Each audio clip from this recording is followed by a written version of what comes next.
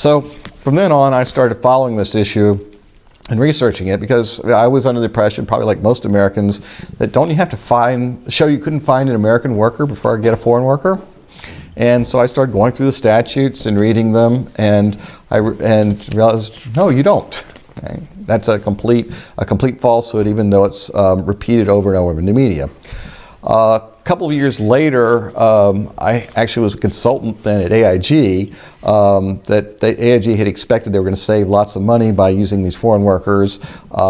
Turned out that was not the case, and they had to hire a lot of people like myself to clean up the resulting mess.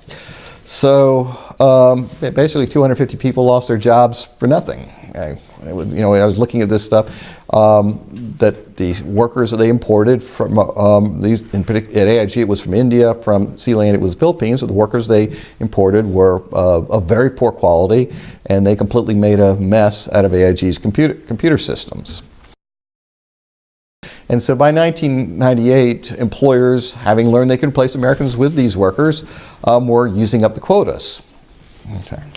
And so the House Judiciary Committee passed a 21-page bill that temporarily increased the number of H-1B visas, but it also banned replacing Americans with H-1B workers.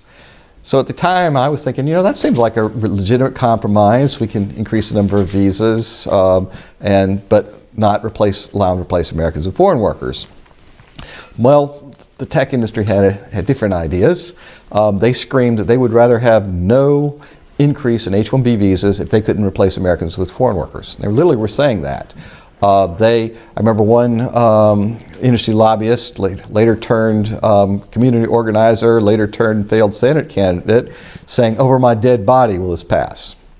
And what the Republican leadership in the House, this is Dick Armey, Newt Gingrich, and Spencer Abraham did, is they replaced the committee-passed bill at 21 pages with a 42-page bill written by industry lobbyists.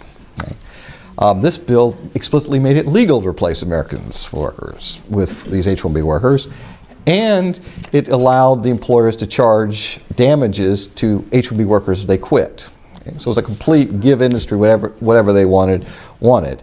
And it was shocking to me, and as following this is going on, that you learn in school about bills starting out in committee and then working their way up to the House and all.